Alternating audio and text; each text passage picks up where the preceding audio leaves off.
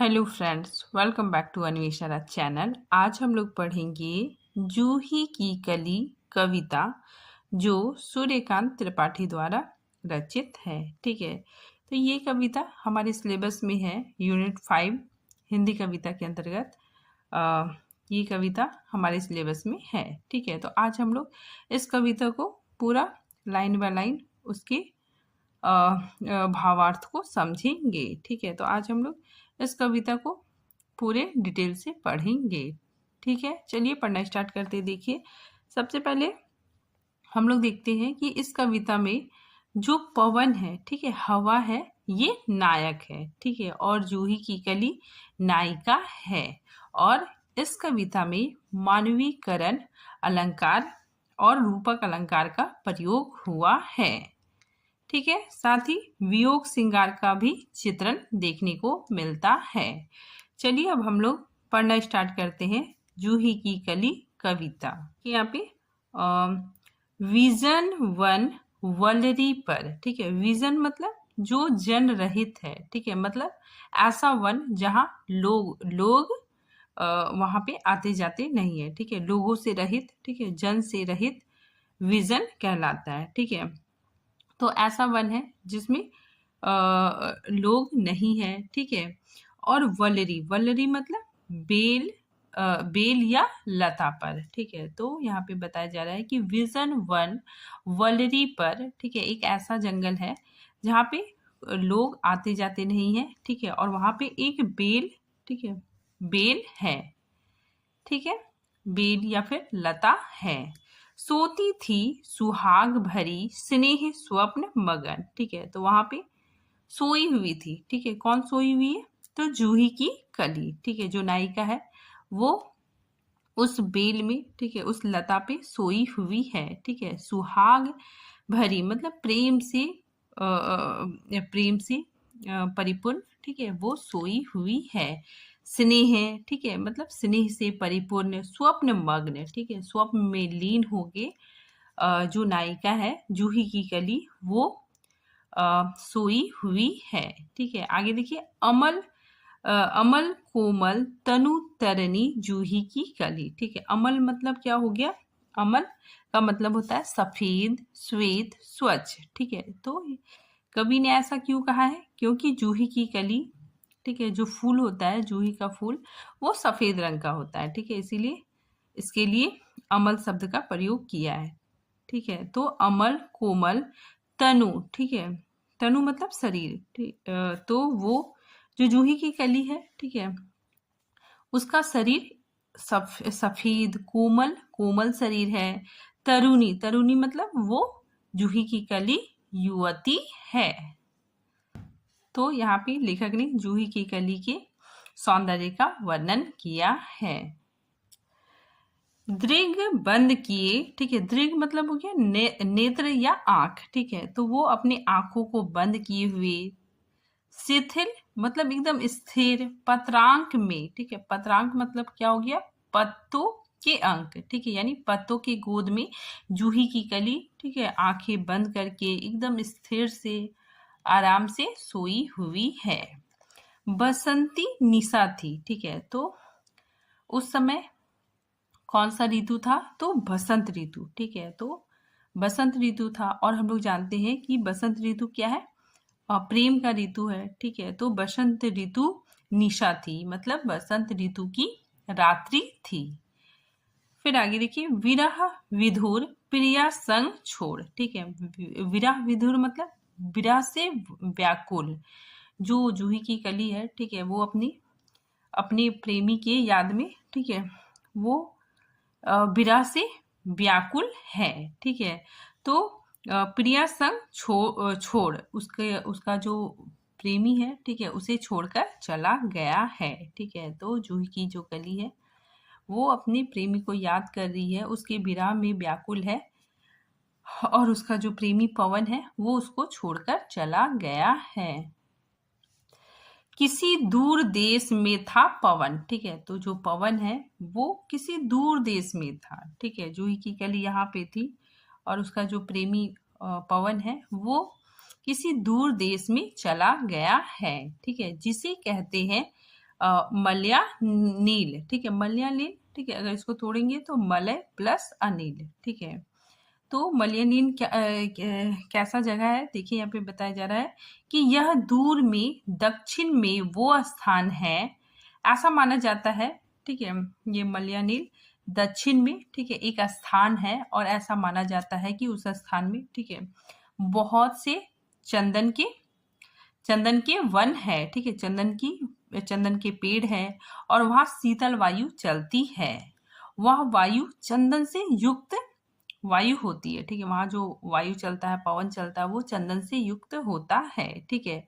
और यह पवन मलय पर्वत पर चला गया है, ठीक है, जूही की कली, ठीक है, उसका जो प्रेमी है पवन, ठीक है, वो मलय पर्वत पर चला गया है।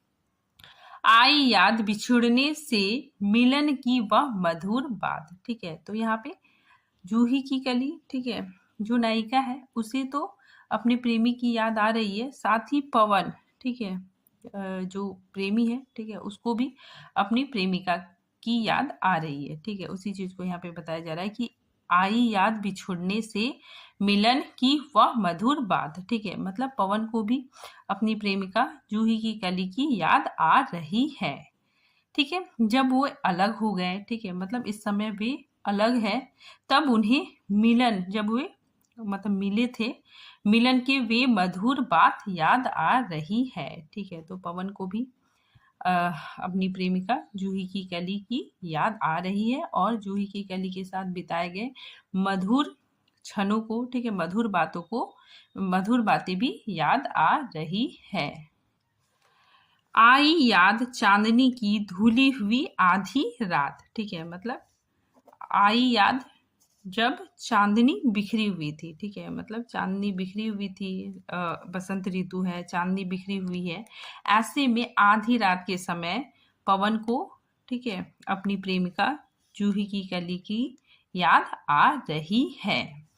आई याद कांता की कंपित कमनीय गाथ, ठीक है। तो जो कांता मतलब क्या हो गया, सुंदरी, ठीक है। तो जो जूही की कली है उसके कोमल शरीर की याद पवन को आ रही है। फिर क्या पवन, ठीक है, फिर क्या होता है, जैसे ही पवन को अपनी नायिका की याद आती है वो उससे मिलने चल देता है, ठीक है, और रास्ते में उसे उपवन, सरित, गहन, गिरी, कानन, ठीक है, तो रास्ते में उसे बागीचे, ठीक है, बागीचे को लांघकर, ठीक है, तालाबों को, ठीक है, तालाब को लांघकर, सरित मतलब नदियों को लांघकर, ठीक है, बड़े बड़े ऊंचे पर्वतों को लांघकर, कानन को पार करते हुए, ठीक है, कुंज लता पुंजों को पार कर, ठीक है, जो वृक्ष, ठीक है, वृक्षों को, लताओं के समूह को पार करके जो पवन है, ठीक है, वो अपनी प्रेमिका से मिलने चल देता है, ठीक है। पहुंच गया उसने की केली कली खिली साथ, ठीक है, मतलब वो नदी, ठीक है, तालाब, बागीचे, पहाड़, जंगल, ठीक है, साथ ही वृक्षों को, लताओं को पार करके अपनी प्रेमिका के पास पहुंच गया है, ठीक है, जहां वो प्रेम कीड़ा किया करता था, ठीक है, वही चीज लिखा हुआ है कि खिली हुई कली के साथ, ठीक है, मतलब जूही की कली के साथ, जहां उसने यानी पवन ने प्रेम कीड़ा की थी, वहां पर वह पहुंच गया, ठीक है। सोती थी, ठीक है, अब पवन वहां जाकर देखता है कि जूही की कली क्या कर रही है, सो रही है, ठीक है, इसीलिए यहाँ पे लिखा हुआ है कि सोती थी, मतलब जूही की कली सोई हुई है। जाने कहो कैसे प्रिय आगमन हुआ, ठीक है, मतलब जूही की कली सोई हुई है, ठीक है, वो जो जूही की कली है वो अपनी प्रेमी के, ठीक है, याद में सोई हुई है, ठीक है, पवन को ही याद कर रही है। तो जूही की कली सो रही थी और वह कैसे जान पाए कि उसके प्रिय का आगमन हो चुका है, ठीक है, मतलब वो स्वप्न देख रही है, सपना देख रही है, ठीक है, तो वो कैसे जान पाएगी कि उसका जो प्रिय है, ठीक है, मतलब जो पवन है वो आ चुका है। नायक ने चूमे कपोल, कपोल मतलब गाल, ठीक है, तो जो पवन है, ठीक है, वो क्या करता है, उसे कोमल स्पर्श करता है, ठीक है, उसके गालों को चूमा, यानी पवन ने उसको कोमल स्पर्श किया, ठीक है। मतलब हवा ठंडी ठंडी चलने लगती है तो जो जूही की कली है, ठीक है, उसमें हवा स्पर्श करती है। उसी को लेखक ने कहा है कि पवन ने जूही की कली को कोमल स्पर्श किया। बोल उठी वलरी की लड़ी जैसे हिंडोल, ठीक है, हिंडोल मतलब झूला, वलरी मतलब बेले, ठीक है। तो पवन के आने से बेले, ठीक है, जो लता है वो हिलने लगी जैसे झूला, ठीक है। झूला जब चलने लगता है तो उसमें क्या होता है, सरसराहट की आवाज आती है, वैसे ही पवन के आने से सरसराहट की आवाज आने लगी, ठीक है। मतलब पवन का आवाज सरसराहट आने लगी, ठीक है। पवन नायिका को जगाने लगा, ठीक है, इस पर भी जागी नहीं, ठीक है। तो जूही की कली अभी भी जागी नहीं। चूक क्षमा मांगी नहीं, उसने, ठीक है, जो जूही की कली है, ठीक है, उससे जो चूक हो गई यानी भूल हो गई, इस बात की उसने क्षमा नहीं मांगी। निंद्रालस बंकिम विशाल नेत्र मूंदे रही, ठीक है। मतलब निंद्रालस मतलब क्या हो गया, नींद के आलस में, ठीक है। बंकी मतलब तिरछे, विशाल नेत्र मूंदे रही, ठीक है। तो जो नायिका है जूही की कली, ठीक है, वो अभी भी, ठीक है, नींद के आलस में अपने अपने विशाल नेत्रों को मूंदे रही, ठीक है। मतलब वो जागी नहीं। कीवा मत वाली थी यौवन की मदिरा पिए कौन कहे, ठीक है। मतलब कुछ तो वो मतवाली थी या यौवन की मदिरा पी रखी थी, वह स्वयं पवन के यादों में खोई सो रही थी, ठीक है। तो वो पवन के यादों में, ठीक है, खोई सोई हुई थी, उसे पवन के आगमन का एहसास नहीं हुआ, ठीक है। मतलब वो अपने प्रेमी के याद में पूरी तरह से खोई हुई थी, ठीक है, स्वप्न देख रही थी। फिर क्या होता है, देखिए, निर्दय उस नायक ने, ठीक है, इस पे क्या होता है, क्रोध को पवन को क्रोध आ जाता है, ठीक है। तो इस पे क्या हो जाता है, पवन क्रोधित हो जाता है, ठीक है। मतलब उसको, उसका जो ईगो है, ठीक है, वो हट हो जाता है कि मैं आया हूँ और ये आराम से मतलब सो रही है, मुझे देख के बहुत ज्यादा उत्साहित उल्लासित नहीं हुई, ठीक है। इसीलिए पवन पवन क्या हो जाता है, क्रोधित हो जाता है।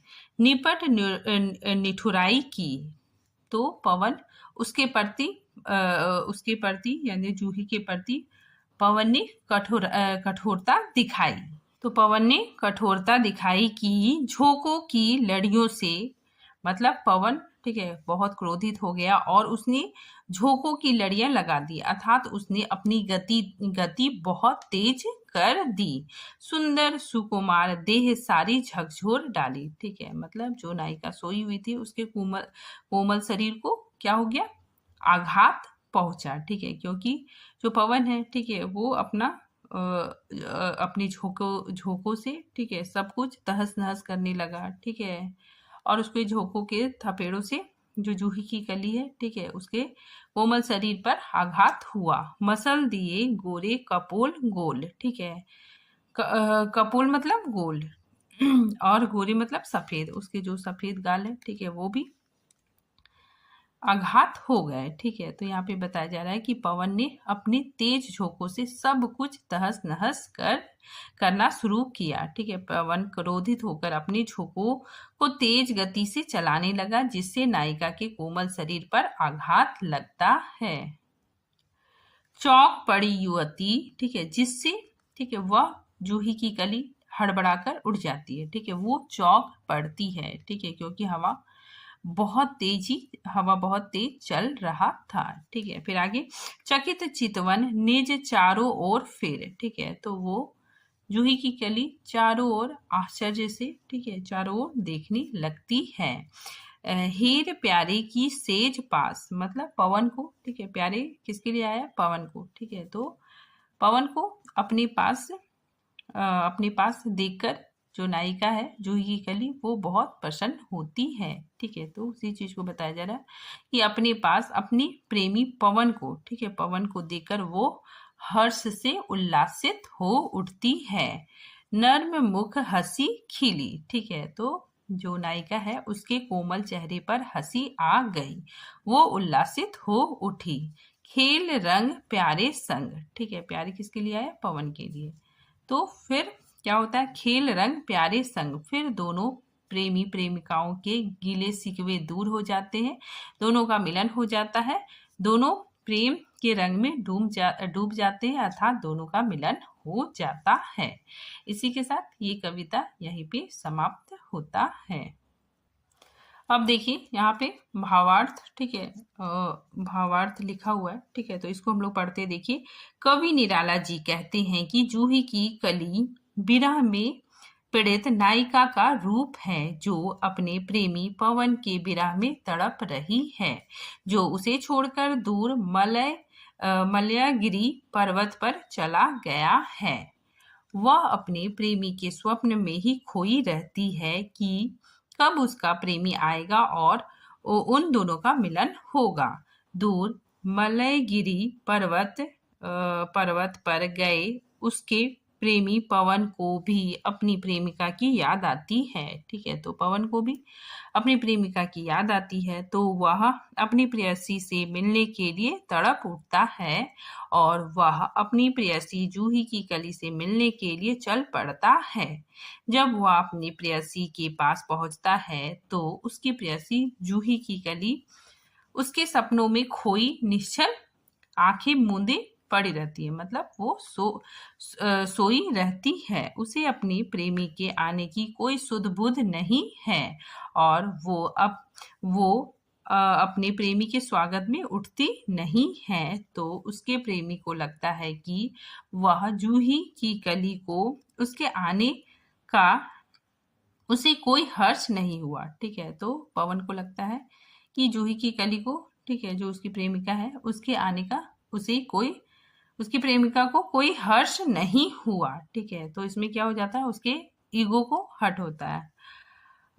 फिर पवन क्रोधित हो जाता है। फिर पवन क्रोधित होकर अपने झोंकों को तेज गति से चलाने लगता है, जिससे जूही की कली के कोमल तन पर आघात लगता है और वह हड़बड़ाकर उठ जाती है। तब अपने सामने अपने प्रेमी पवन को देखकर वह हर्ष से उल्लासित हो उठती है और फिर दोनों प्रेमी प्रेमिकाओं के गिले शिकवे दूर हो जाते हैं और दोनों का मिलन हो जाता है और दोनों प्रेमिका प्रेम के रंग में डूब जाते हैं। ठीक है, मतलब हैप्पी एंडिंग हो जाती है। अब यहाँ पे देखिए, ठीक है, एक दो प्रश्न है। ठीक है, इम्पॉर्टेंट है। किसने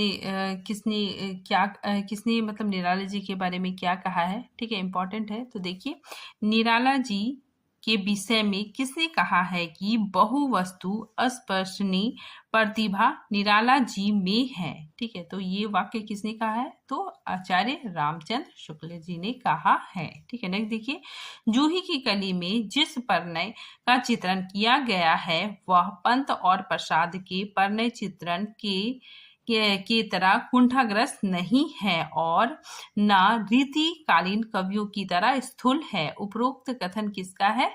तो बच्चन सिंह का है। ठीक है, फिर ये इम्पोर्टेंट है, ये प्रश्न बहुत इम्पोर्टेंट है। निराला जीवन की पूर्णता के कवि है। ठीक है, तो ये कथन किसने कहा है? तो बच्चन सिंह ने कहा है। ठीक है, और ये प्रश्न, ठीक है, P/Q है, पूछा गया था।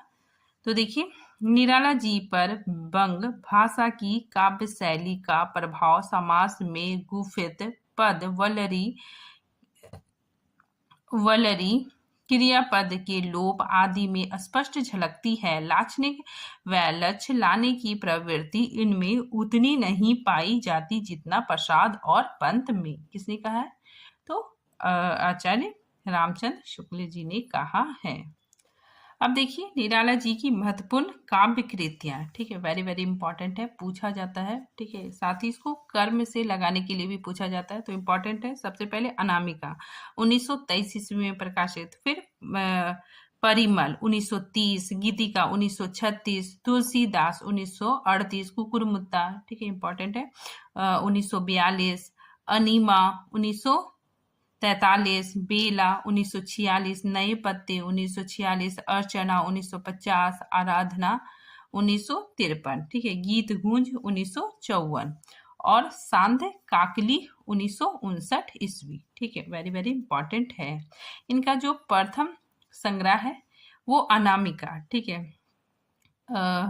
उसका प्रकाशन 1923 ईस्वी है, ठीक है। और अनामिका का जो दूसरा संस्करण है वो 1938 ईस्वी में प्रकाशित हुआ, ठीक है। फिर इनकी अंतिम संग्रह सांध्य काकली है, ठीक है। और प्रथम कविता निराला जी की प्रथम कविता जूही की कली है, ठीक है, जो 1916 ईस्वी में 16 ईस्वी में प्रकाशित हुआ, ठीक है। फिर अंतिम कविता पत्रो कंठी जीवन का विश्व बूझा हुआ है, ठीक है। तो इनकी अंतिम रचना ये है। ये देखिए, ये भी इम्पोर्टेंट तथ्य है, ठीक है। सबसे पहले ये जो कविता है, सबसे पहले अनामिका 1923 ईस्वी में प्रकाशित हुआ, लेकिन बाद में परिमल, ठीक है, परिमल 1930 में इसे संकलित किया गया। साथ ही महावीर प्रसाद द्विवेदी ने जूही की कली पर अश्लीलता का आरोप लगाया था, ठीक है। और ये जो कविता है जूही की कली, ये सबसे पहले आदर्श नामक पत्रिका में छपी थी, ठीक है। फिर उसके बाद मतवाला पत्रिका में छपी थी, ठीक है। और इसका नायक, ठीक है, सॉरी, नायिका जूही है, ठीक है, और नायक पवन है। और इसमें अलंकार मानवीकरण और रूपक अलंकार है। अब देखिए, निराला कृत अनामिका और परिमल में संकलित महत्वपूर्ण कविताएं निम्न है, ठीक है। तो देखिए, अनामिका द्वितीय संस्करण, ठीक है, 1938, इसमें कौन कौन सी कविताएं हैं, ठीक है, तो इम्पोर्टेंट है। देखिए, सरोज स्मृति 1935, सम्राट एडवर्ड के प्रति प्रेयसी, फिर राम की शक्ति पूजा 1936, इम्पोर्टेंट है। फिर तोड़ती पत्थर, फिर नेक्स्ट सच है 1935 ईस्वी, ठीक है, इम्पोर्टेंट। फिर नेक्स्ट देखिए परिमल में कौन कौन सी कविताएं संकलित है, तो अधिवास, जूही की कली, ठीक है, इम्पोर्टेंट है। बादल राग, विधवा, बिच्छोक, संध्या सुंदरी और पंचवटी प्रसंग, ठीक है। तो ये सारे इम्पोर्टेंट हैं। अब देखिए, कुछ और इम्पोर्टेंट चीज है। सूर्यकांत त्रिपाठी निराला को हिंदी में मुक्त छंद का प्रवर्तक माना जाता है। कुछ आलोचक मुक्त छंद को रबड़ या केचुआ छंद भी कहते हैं। निराला ने कवित्व को हिंदी का जातीय छंद कहा है, ठीक है, इंपॉर्टेंट। फिर देखिए, निराला ने परिमल की भूमिका में लिखा है, वेरी वेरी इंपॉर्टेंट है। देखिए, निराला जी ने परिमल की भूमिका में लिखा है कि मनुष्यों की मुक्ति की तरह कविता की मुक्ति होती है, ठीक है, वेरी वेरी इंपॉर्टेंट। फिर निराला कृत सरोज स्मृति को हिंदी का सर्वश्रेष्ठ तथा प्रथम शोक गीत माना जाता है, ठीक है, ये भी इंपॉर्टेंट है। फिर निराला कृत राम की शक्ति पूजा, ठीक है, राम की शक्ति पूजा 1936 ईस्वी, ठीक है, 1936 ईस्वी में प्रकाशित हुआ। तो निराला कृत राम की शक्ति पूजा महाकाव्य का उपजीव बंगला ग्रंथ कृतवास रामायण है, ठीक है। तो आज ये टॉपिक यहीं पे समाप्त होता है। मिलते हैं फिर किसी नए टॉपिक के साथ, तब तक के लिए धन्यवाद।